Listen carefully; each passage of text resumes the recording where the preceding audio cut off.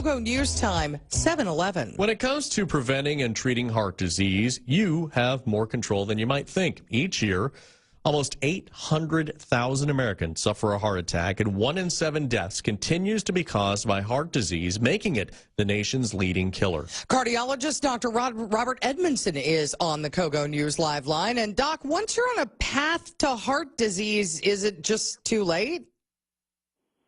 No, it certainly is not. And of course, the question is a good one because we should not get on the path to begin with, but most of us have because of our lifestyle. But no, if changing lifestyle, proper medications when appropriate, can stabilize disease and actually can be reversal. So there's never too late a time to address cardiovascular risk and appropriate management. One question I have, how do you know if you have heart disease? I mean, is it hereditary?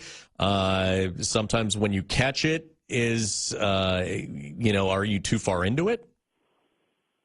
Well, of course there is a hereditary component to it. But if somebody has in their family and significantly in their family, it just means that they should be as aggressive or more aggressive than the rest of us. All of us should be trying to prevent the disease, but it can be prevented in those people as well.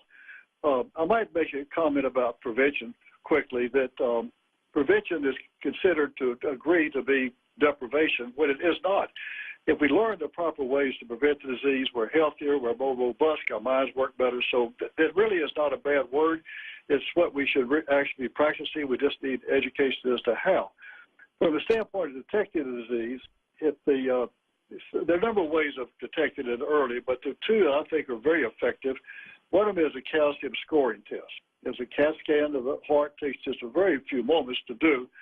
The radiation is similar to the radiation of a mammogram, so it's not that much radiation, and it tells the calcium burden.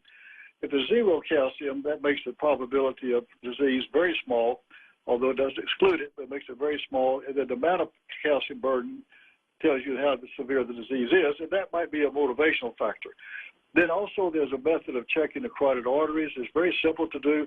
You measure the inner lining of the arteries, which is where the disease takes place, and there can get a vascular age from that. So those two tests give you a very, very, very good hold on where you are. I might add parenthetically, though, if those tests are normal, the disease is progressive. So that doesn't mean 5 years, 10 years from now, you won't have disease. If you're normal, it's great, but you should still exercise prevention.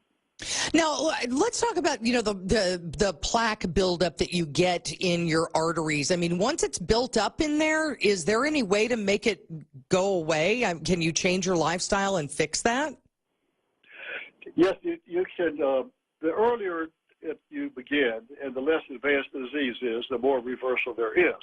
But even with advanced disease, there can be reversal. That's been demonstrated in some great papers. And then in the information we have now with lowering cholesterol, we've shown with the LDL, particularly the bad cholesterol, when it's lower, we can actually see plaque reversal. There's some new medications for lowering cholesterol in people who are resistant to the statins. It lowers the bad cholesterol very low, and it's been demonstrated to reverse plaque. So the disease is not it's not inevitable to begin with, but if it's present, it can be stabilized and reversed. Will exercise and diet help, or if you're predisposed to heart disease, are you still going to have it?